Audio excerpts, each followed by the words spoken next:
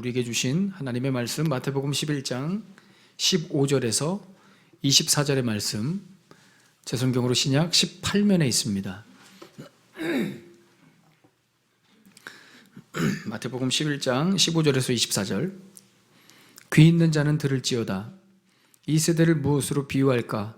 비유하건대 아이들이 장터에 앉아 제 동물을 불러 이르되 우리가 너희를 향하여 피리를 불어도 너희가 춤추지 않고 우리가 슬피 울어도 너희가 가슴을 치지 아니하였다 함과 같도다.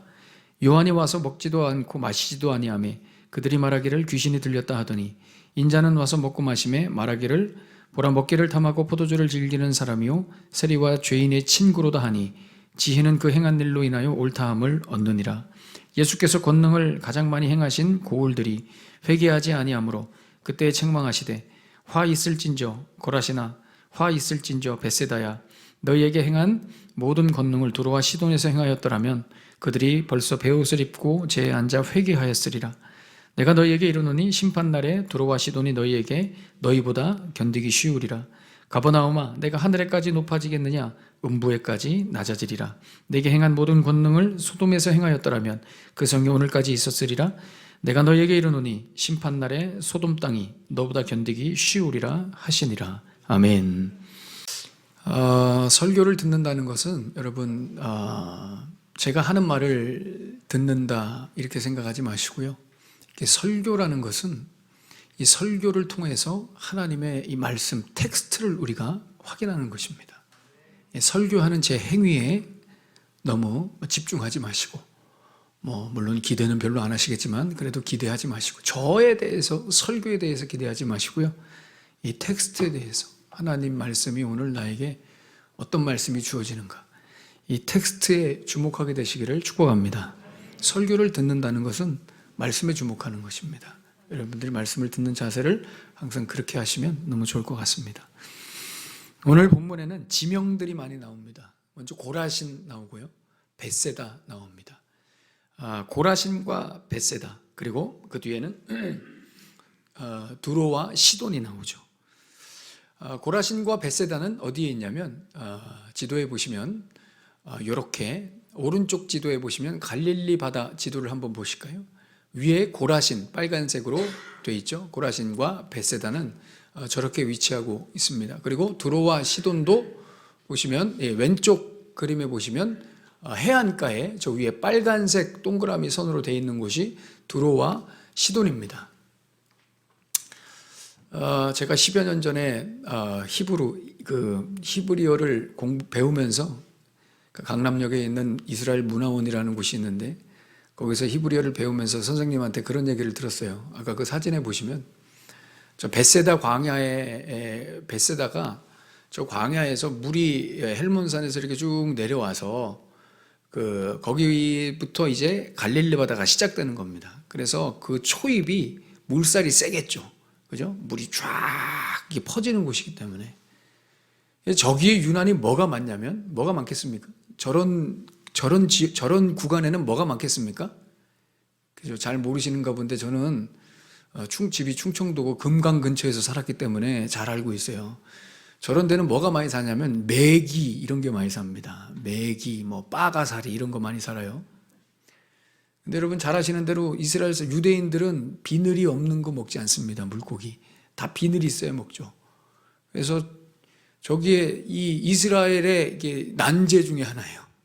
왜 저런 먹지도 못하는 이 물고기들이 막 바글바글. 그러나 저 문제를 해결해 준 사람들이 있습니다. 누굴까요? 네, 한국 사람들입니다.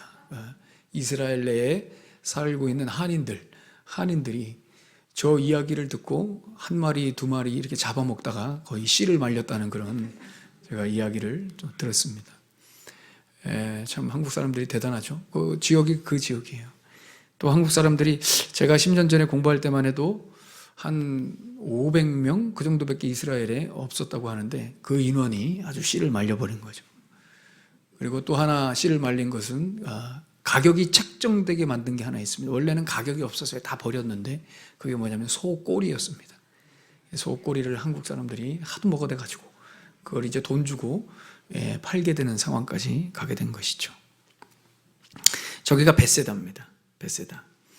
그리고 오늘 23절에 나오는 가버나움과 24절에 나오는 소돔, 이 소돔도 보시면 지도에 보시면 이 가버나움은 오른쪽 그림에 고라신 아래에 가버나움이라고 있죠, 빨간색으로. 그래서 고라신과 가버나움과 또 벳세다가 트라이앵글로 되어 있습니다. 예수님이 이렇게 왔다 갔다 하시면서 사역하셨던 곳입니다. 그리고 소돔은 어딜까요? 왼쪽 그림에 보시면 왼쪽 아래에 검정색 동그라미로 되어 있는 저곳이 바로 소돔입니다. 물론 학자들 사이에 이견들이 있습니다. 위치가 여기다 저기다 지금 뭐 다 이견들이 있지만 일반적으로 저쪽을 보고 있습니다. 오늘 나오는 이 지명들은 서로 대비됩니다. 고라신과 벳세다와 가버나움, 그리고 두로와 시돈과 소돔이 서로 대비되는 장소입니다. 서로 뭘로 대비되느냐? 하나는 거룩한 땅, 하나는 멸망의 땅, 이렇게 서로 대비되는 그래서 여러분 먼저 우리 두로와 시돈과 소돔을 한번 생각해 보면 거기는 죄악으로 가득 찬 땅입니다. 이방 땅이고요, 멸망과 심판이 있었던 땅입니다. 하나님이 구원하시지 않은 땅이죠. 여러분 두로와 시돈을 보시면 두로와 시돈은 해안가에 있습니다. 해안가에 있으면 뭐가 발달할까요? 무역이 발달합니다. 무역이 발달하면 무슨 얘기예요? 무역이 발달했다는 것은 동네가 잘 산다는 말입니다. 무역이 발달하면 잘 사는 겁니다, 여러분. 근데 사람들이 보통 잘 살면 잘 살게 되면 사람들이 어떻게 변할까요? 잘 살게 되었는데 막 연약한 사람들, 약자들을 돌봐야 된다는 그런 막중한 의무감과 책임감, 그런 거에 투철해질까요? 아니면 흥청망청 놀고 그냥 살고 싶은 대로 살고 그럴까요? 일반적으로 보통은 갑자기 부유해지면 흥청망청 삽니다, 사람들이. 우리는 그렇지 않지만 일반적으로 사람들이 그렇다는 겁니다. 그래서 이 두로와 시돈은 물질주의와 도덕과 윤리가 땅에 떨어진 도시의 대표입니다. 잘 살게 되어서 우리가 잘 아는 이스라엘 왕정사에서 여로보암 2세 시대가 굉장히 죄에 극에 치달았습니다. 왜 그러냐면 여로보암 2세 때가 굉장히 잘 살았거든요. 왜 잘 살았는지 아십니까? 주위의 잡족들이 유난히 침범하지 않는 시기가 그때였습니다. 그러니까 주위의 나라들이 침범하지 않으니까 잘 사는 겁니다. 자기네들끼리 잘 사는 것이죠. 그런데 아이러니한 것은 죄악이 치달았던 그런 시기였습니다. 오늘 그 소돔 한번 보실까요? 소돔은 여러분 너무 유명하죠. 소돔은 뭘로 유명합니까? 소돔은 다른 걸로 유명하지 않습니다. 소돔은 성적 타락으로 유명합니다. 성적 타락으로 유명해요. 특히 이 소돔은 다른 성적 타락이 아니라 동성애로 유명합니다. 그리고 수간, 동물과의 성행위로 유명합니다. 이성하고는 성행위를 하지 않습니다. 거의 동성들만 성행위를 하는 그 도시가 소돔이었습니다. 그래서 여러분 이 시대가, 이 나라가, 어떤 지역이 빨리 멸망하려면 동성애를 많이 하면 빨리 멸망합니다. 왜? 하나님께서 동성애하는 성적으로 타락한 도시들을 완전히 뭉개버리십니다. 여러분 제가 이 자료를 찾아보다가 어떤 지도를 봤는데요, 전 세계 지도가 있는데 뭘 나타낸 거냐면 빨간색으로 표시하는 거예요. 동성애 정도가 어느 정도인지. 이미 그 유럽과 미국, 캐나다, 이 남아메리카 이쪽은요 완전히 빨간색이에요. 지수가 막 100이 넘어가요. 그래도 다행스러운 건 대한민국은 39 막 이래요. 동성애 지수가. 그러니까 그게 다 빨갛게 되면 다 죽는 겁니다. 다 멸망하는 거예요. 소돔성은 유황불이 떨어져가지고 다 타 죽었습니다. 이 소돔성, 이 소돔이라는 여러분 이 소돔이라는 이 단어가 소돔이 어디로 파생되냐면 동성애라는 단어로 파생되는 거예요. 잘 아시는 대로 동성애가 소돔이라는 단어에서 나왔어요. 그만큼 이 소돔성은 동성애가 너무 만연했던 그런 동네였습니다. 여담입니다만 동성애는 여러분 동성 간에 서로 마음을 주는 사랑이 아닙니다. 서로 사랑을 하는 게 아니에요. 동성애는 서로 왜곡된 성행위를 하는 것이 동성애입니다. 소돔이는 서로 마음을 나누고 나는 네가 좋아 이런 게 아니에요. 그냥 성행위를 하는 거예요. 동성 간에. 이게 동성애입니다. 우리가 속으면 안 되죠. 물론 잘 품어야 되지만 그걸 한 취향으로 이해하기에는 너무 멀리 갔습니다. 그건 성경에서 무조건 하나님이 완전히 무너뜨리시는 걸로 결과를 내실 수밖에 없는 그런 모습이죠. 자, 어쨌든 두로와 시돈, 소돔은 멸망과 심판을 상징하는 도시입니다. 그러면 반대로 고라신과 벳세다와 가버나움은 무엇을 상징할까요? 그렇습니다. 하나님의 은혜를 상징하고요. 주의 백성들, 선민이 사는 동네, 율법이 있고 전통이 있는 도시들입니다. 그래서 실제로 아까 말씀드렸듯이 고라신과 벳세다와 가버나움을 예수님께서 돌아다니시면서 갈릴리 주변을 돌아다니시면서 기적과 이사를 복음을 전하셨죠. 그러니 이 고라신과 벳세다와 가버나움의 입장에서 볼 때 두로와 시돈과 소돔은 너무 더러운 거예요. 멸망받아도 싼, 그런 심판받아도 싼 그런 동네로 보는 것이죠. 니들이 무슨 구원이 있느냐 말이죠. 니들에게 무슨 하나님의 은혜가 있고 그냥 그렇게 심판받고 멸망해야 되는 그런 동네라고 아주 낮게 여기는 그런 분위기였습니다. 그런데 갑자기 이 고라신과 벳세다와 가버나움에 누가 나타나세요? 예수님이 갑자기 떡하니 나타나시는 거예요. 이스라엘 백성들아, 내가 왔다 말이죠. 너희들이 고대하고 고대하던 메시아가 왔다. 하나님의 나라가 왔다 말이죠. 다들 회개하고 죄사함을 받아라. 이렇게 소리치면서 예수님이 짠 하고 나타나신 거예요. 그리고 예수님이 돌아다니시면서 기적을 행하시고요, 권능을 행하시고 놀라운 일들을 보여주십니다. 절호의 찬스죠. 어떤 찬스입니까? 기회입니다. 이제 하나님의 백성인 우리가 저 멸망의 도시, 심판의 도시들 앞에서 하나님의 백성된 면모를 보여줄 수 있는 절호의 찬스가 왔습니다. 그죠? 그래서 예수님이 오시면 메시아요, 예수님 당신이군요. 우리가 고대하던 그 예수님이시군요. 우리 죄를 위해서 사해 주시기 오신 예수님. 이렇게 할 줄 알았는데 이 고라신과 벳세다와 가버나움에서 아무도 예수님을 못 알아보는 거예요. 아무도 예수님 앞에 나와서 회개하는 사람이 없는 거예요. 그냥 기적 하나 보여주면 우르르 쫓아다니면서 기적 보다가 이야 신기하네 그러다가 말고, 그죠? 병 고쳐준다니까 우르르 가서 병 한 번 고침받고 그러다가 마는 거예요. 하나님의 아들 예수님이 오셨는데 우리의 모든 죄를 용서하시고 사망 권세를 끊으시기 위해 예수님께서 오셨다는데, 이야, 고라신과 벳세다와 가버나움이 아무런 반응을 못하는 겁니다. 이 완전 여러분 이 부끄러운 상황입니다. 그렇게 소돔 욕하고 두로와 시돈 무시하고 저놈들은 망해도 싸도 망해도 된다고 그렇게 떠들던 이 고라신과 벳세다와 가버나움이 정작 자신들은 예수님이 눈앞에 왔는데 회개하지 못하는 거예요. 아이러니하죠. 오늘 21절에 그래서 예수님이 이렇게 말씀하십니다. 화 있을진저. 여러분, 이 화 있을진저는 무슨 말이냐면 저주를 받을지어다. 구약에서 제일 심한 욕입니다. 화 있을진저, 저주를 받아라, 그런 얘기입니다.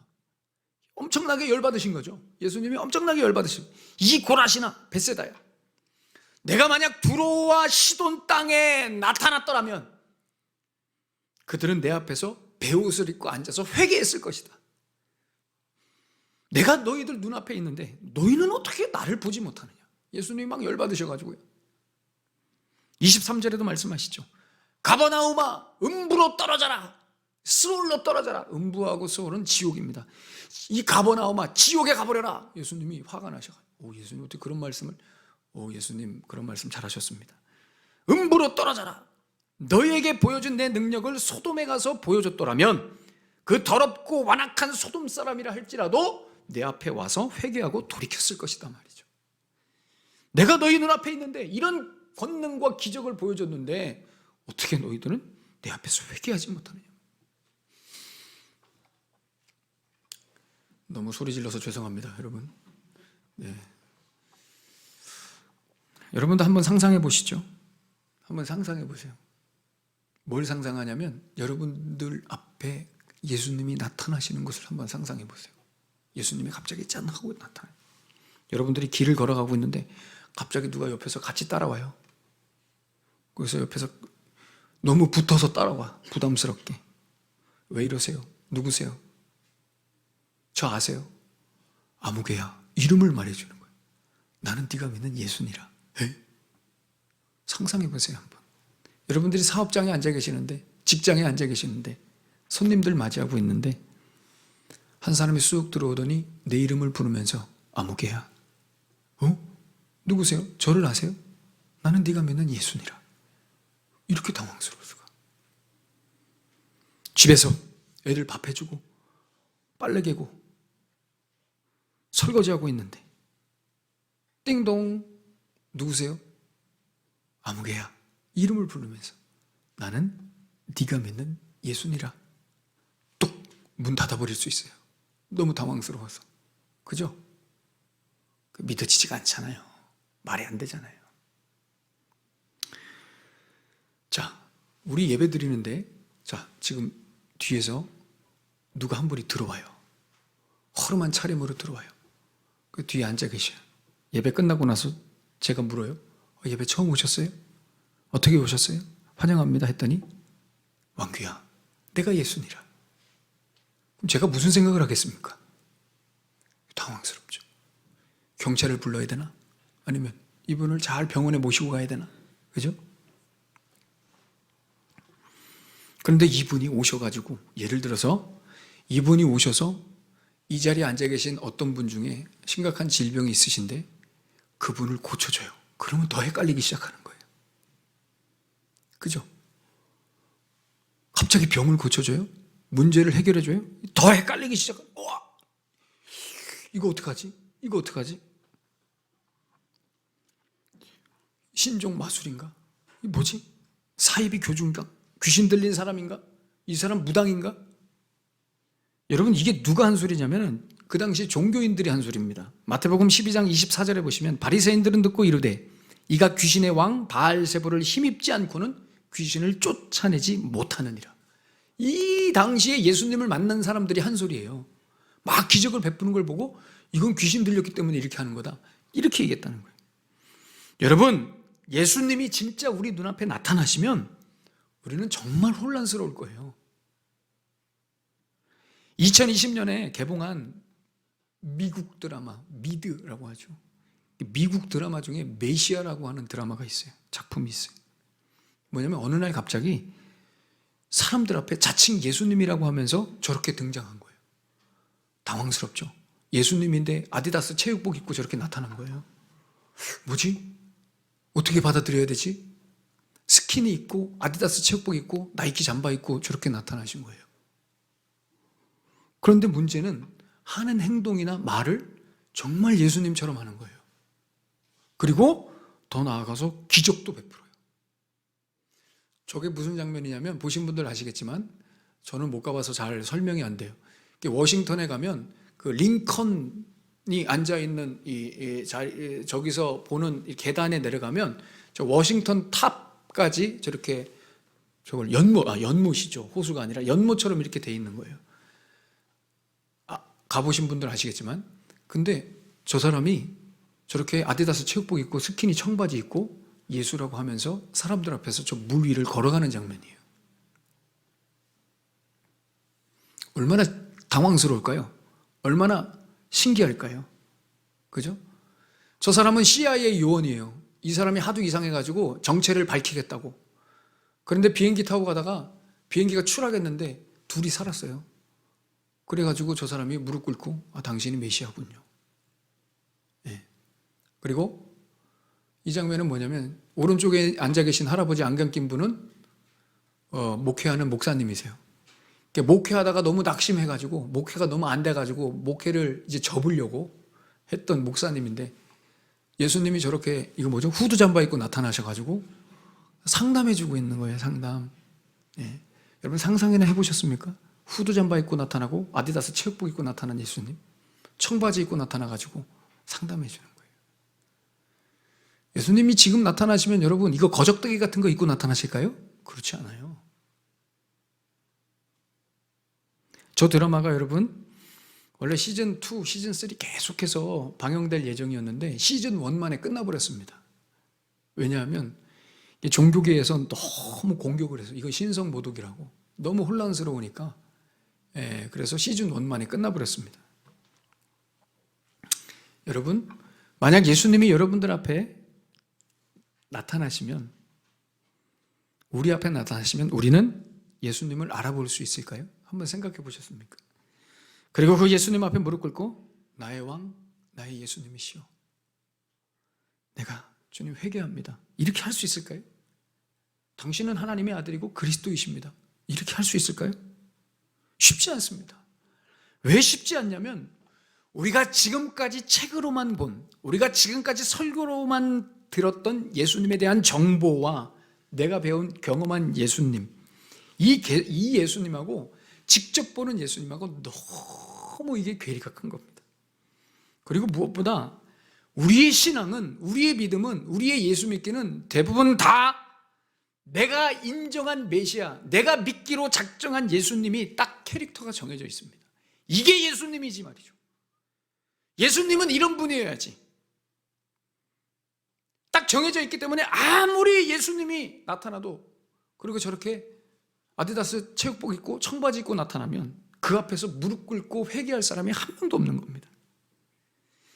우리는 사실 우리가 하고 싶은 신앙생활의 선이 있죠. 딱 여기까지. 딱 여기까지. 왜냐? 내 삶이 있잖아요. 우리의 각자의 삶이 있잖아요. 누구라도 그 이상을 요구하는 것을 싫어하잖아요. 그러니 아무리 예수님이 내 앞에 나타나도 부담스러운 거예요. 우리의 솔직한 심정은 이럴 거예요. 예수님, 언제 제 앞에 나타나 달라고 제가 했습니까? 예수님이 갑자기 이렇게 나타나시면 어떻게 당황스럽게. 우리는 어쩌면 예수님을 그냥 성경 안에서만 만나고 싶어 하는지 모르겠어요. 그냥 성경 안에 갇힌 예수님, 우리가 믿는 종교라는 테두리 안에, 그 안에 그냥 갇혀 있는 예수님. 그래서 우리가 필요할 때, 천국 가야 될 때 천국 보내주고, 삶의 문제 해결해야 될 때 해결해 주는 정도의 예수님으로 있으면 좋겠다 생각할 수도 있어요. 우리가 예수님을 사랑한다고 하죠. 예수님을 사랑한다고 하죠. 그러나 정말 여러분, 우리가 예수님을 사랑할까요? 어쩌면 이 예수님을 향한 우리의 사랑은 예수 믿는 사람으로서 요 정도는 고백해야지 하는, 우리의 신앙과 믿음이 성립되는 조건 정도의 사랑이 아닌가. 여러분, 왜냐하면 사랑하면 목숨을 바쳐야 되는 거예요. 사랑하면 목숨을 드릴 수 있는 거거든요. 우리가 예수님을 사랑한다 했을 때 정말 이 사랑이 있는가 말이죠. 근데 사실 우리는 거기까지는 아니거든요. 그 정도는 아니란 말이죠. 그러니 예수님이 직접 내 눈앞에 나타난다? 내가 예수님을 직접 만난다? 이거 사실은 우리가 원치 않는 거예요. 우리가 여러분 베드로를 굉장히 띄엄띄엄 보죠. 그러나 베드로는 대단한 인물입니다. 왜냐하면 예수님이 갑자기 베드로 앞에 나타나셨잖아요. 그리고 예수님이 그렇게 얘기했어요. 내가 너를 사람 낚는 어부가 되게 하리라. 갑자기 뜬금없이 나타나가지고 그 얘기를 하는 거예요. 그러니까 베드로가 어떻게 반응해요? 그물을 내려놓고 예수님을 따라가요.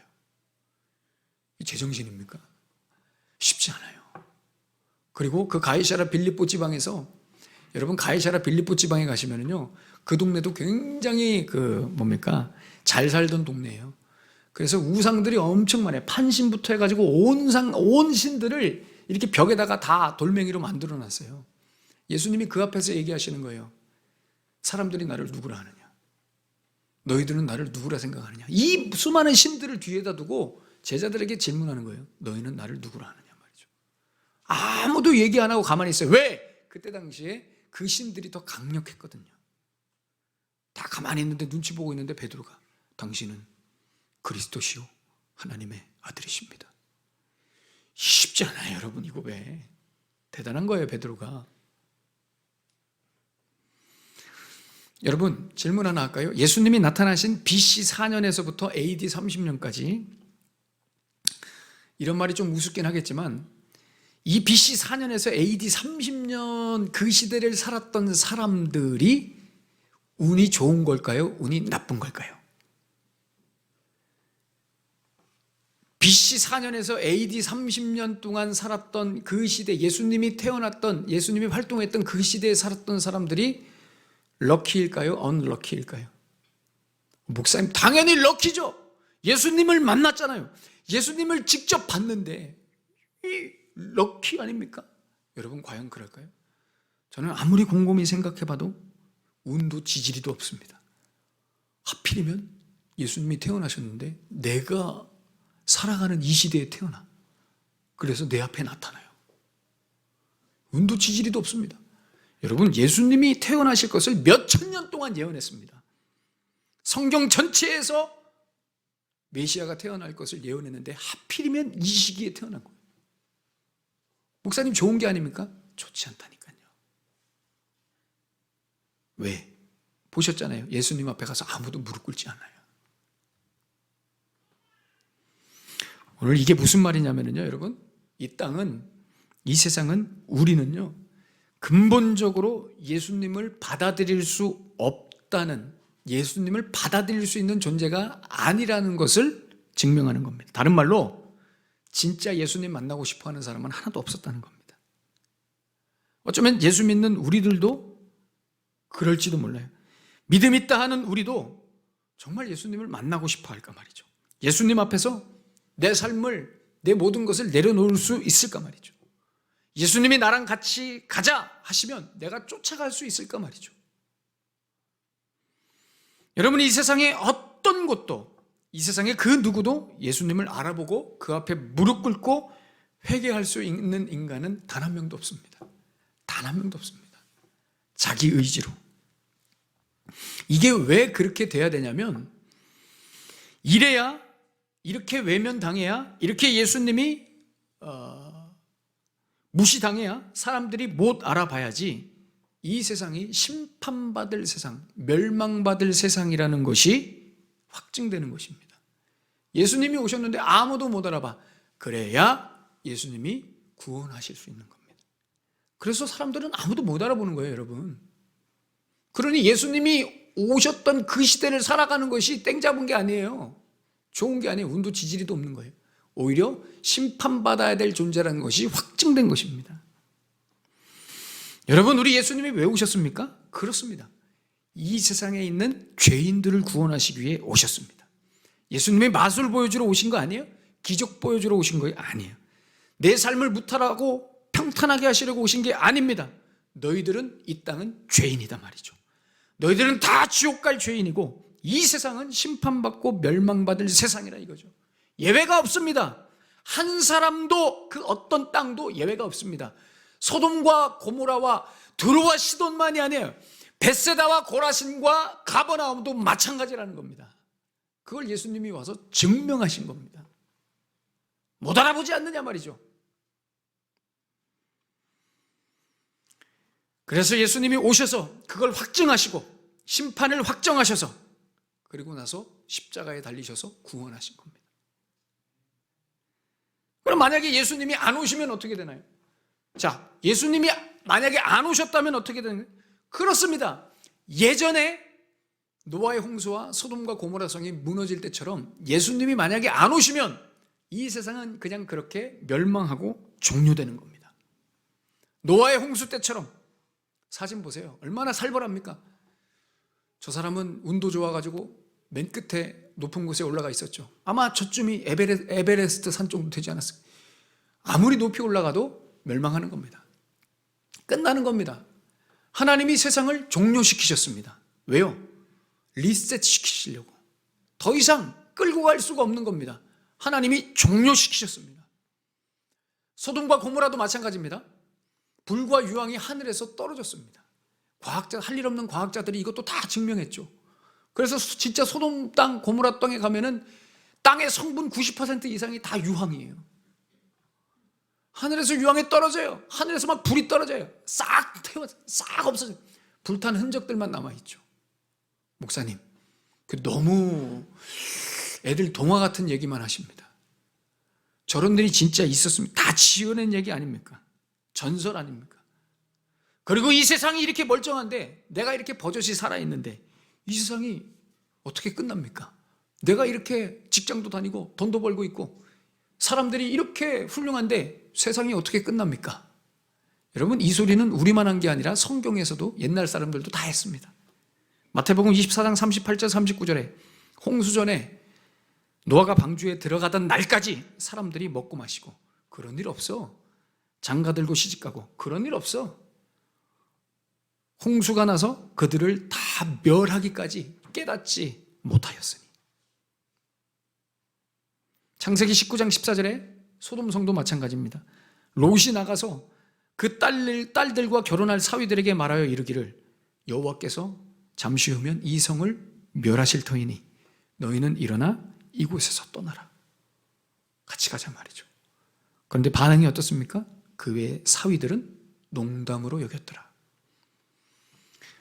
여러분, 예수님이 안 오시면 이 세상은 그냥 종료되는 겁니다.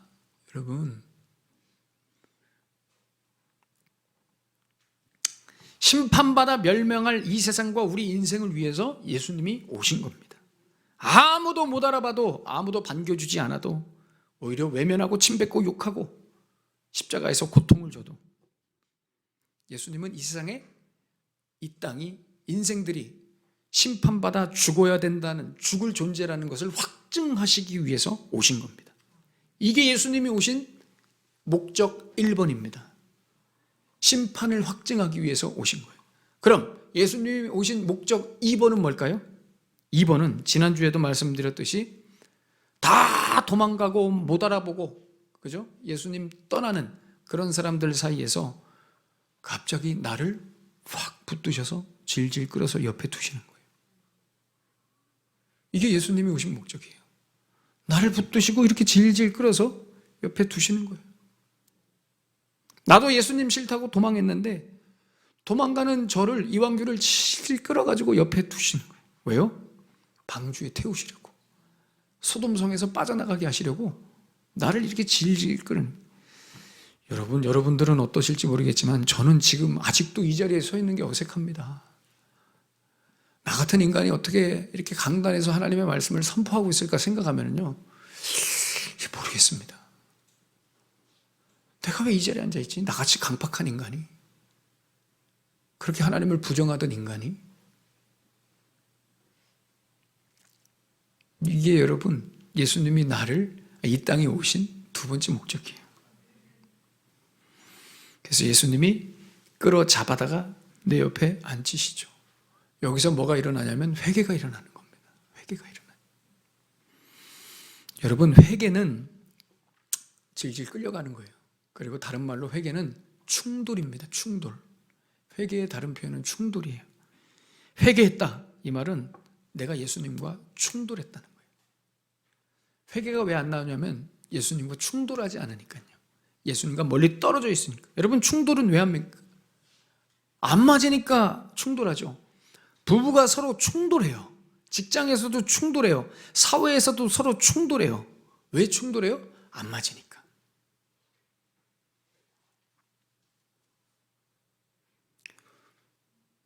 저희 부부는 충돌할까요, 안 할까요? 이건 재밌는 얘기인데 그렇게 심각한 얼굴로 그렇게 보시면. 저와 제 아내는 충돌할까요, 안 할까요? 충돌하죠. 당연히 충돌하죠. 저희 부부는 충돌 안 할 것처럼 보이지만 저희도 엄청 충돌합니다. 금요일 날 점심에 식사를 하면서, 사역자들과 식사를 하면서 뭐 이런저런 얘기가 나오다가 부부관계에 대해서 이렇게 얘기가 나와요. 우리 전사님이, 목사님, 그 부부관계 세미나 한 번만 해주세요. 제가 오늘은 이 얘기 안 하려고 했는데 일부 때는 안 했잖아요, 지금. 왜냐하면 저희 부부가, 저희 가정이 전사님 볼 때도, 아니면 뭐 성도들이 볼 때도 행복해 보이실 수도 있어요. 그래서 세미나 한 번 해주세요. 내가 부부관계 세미나 하면 더 악화될걸, 관계가. 왜요? 왜냐하면 내가 어제도 우리 아내한테 이렇게 했어. 제가 새벽 예배 끝나고 설거지하고 있는 제 아내한테 가서 뒤에서 이렇게 따뜻하게 안아주면서 제가 이런 얘기를 했습니다. 여보, 나는 100년을 다시 태어나도 당신이랑 결혼할 거야. 죄송합니다, 아침부터. 이렇게 하면서 제가 이렇게 안아줘. 내가 100번을 다시 태어나 당신이랑 내가 결혼할 거야. 그랬더니 제 아내가 어떻게 반응했는지 아십니까? 고무장갑을 이렇게 탁 벗더니 확 돌아서서 제 품에 안기면서 나는 1000년.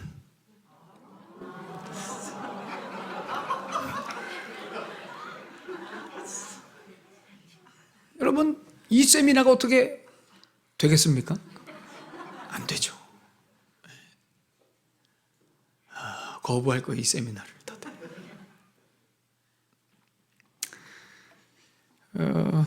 이 이야기를 꼭 우리 사역자들이 목사님 설교 시간에 꼭 해줬으면 좋겠대요. 성도들이 좀 잠에서 깨게.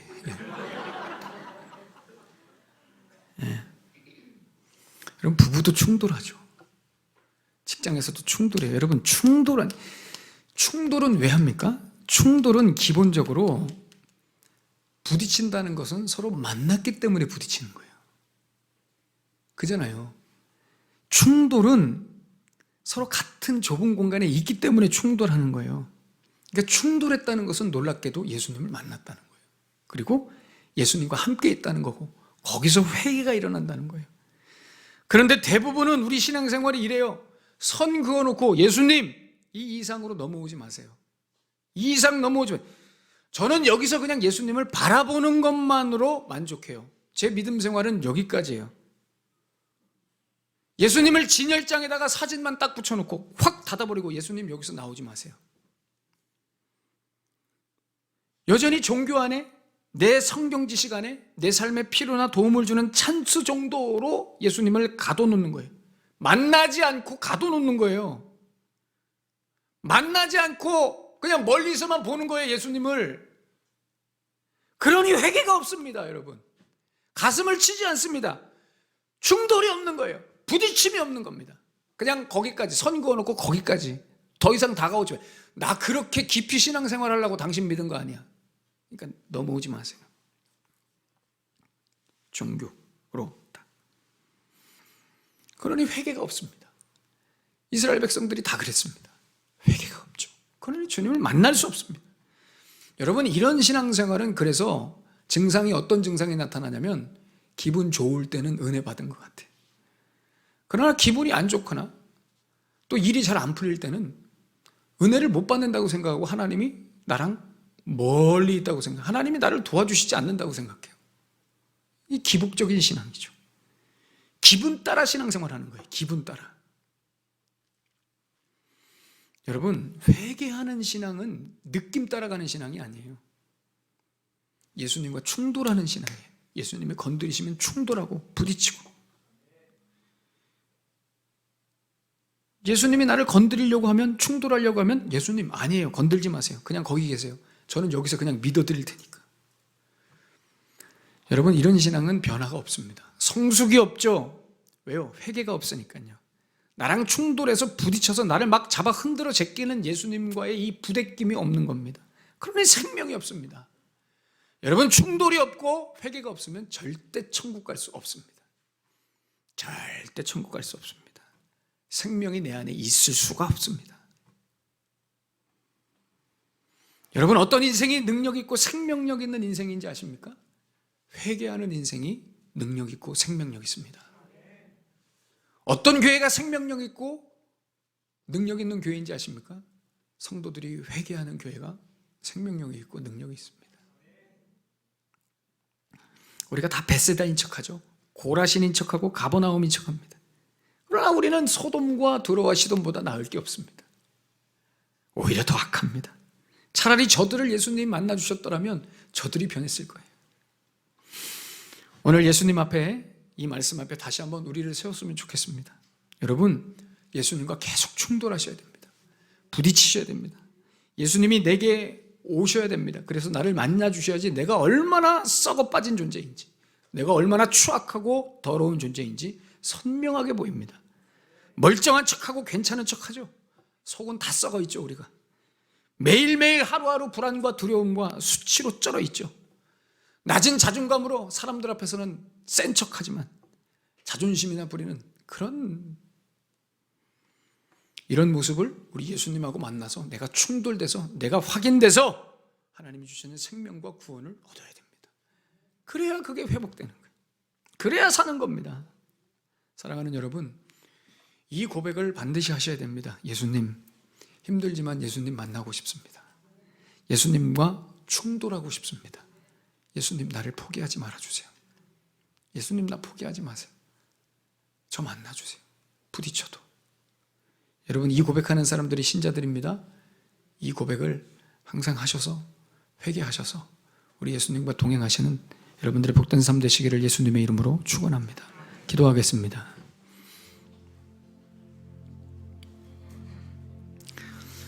오늘 하나님께서 나에게 무엇을 말씀하시는지,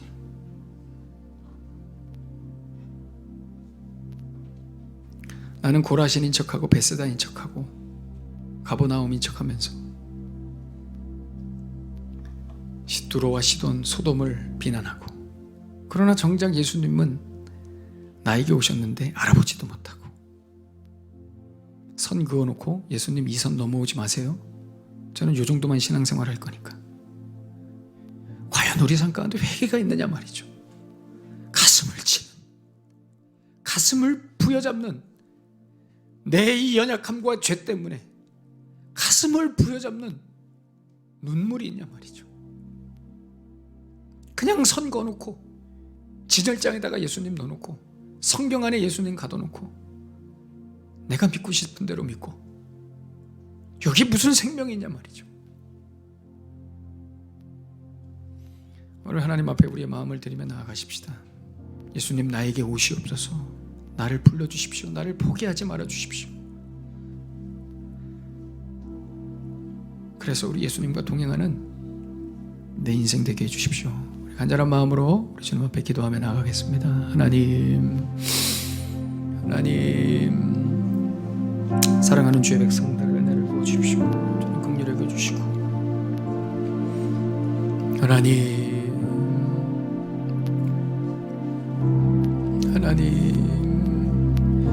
예수님 모시옵소서.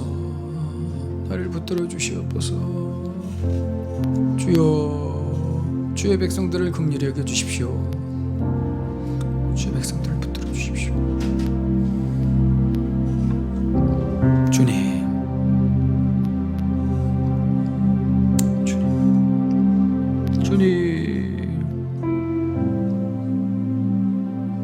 예수 나를 오라 하네. 예수 나를 오라 하네. 우리 간절한 마음으로 우리 찬양하며 고백하겠습니다. 예수 나를 오라, 예수 나를 오라 하네. 예수 나를 오라 하네. 어디든지 주를 따라 주와 같이 가려네. 주의 인도하심, 주의 인도하심 따라, 주의 인도하심 따라, 어디든지 주를 따라 주와 같이 가려네. 예수님, 나 포기하지 말아주시고 예수님과 더 충돌할 수 있는 내 삶 되게 하여 주시옵소서. 멀쩡한 것 같아도 전혀 멀쩡하지 않은 제 삶, 제 인생 고쳐주시고, 예수님 나에게 오시옵소서.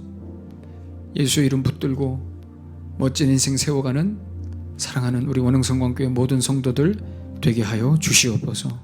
예수님의 이름으로 축복하며 기도하옵나이다. 아멘.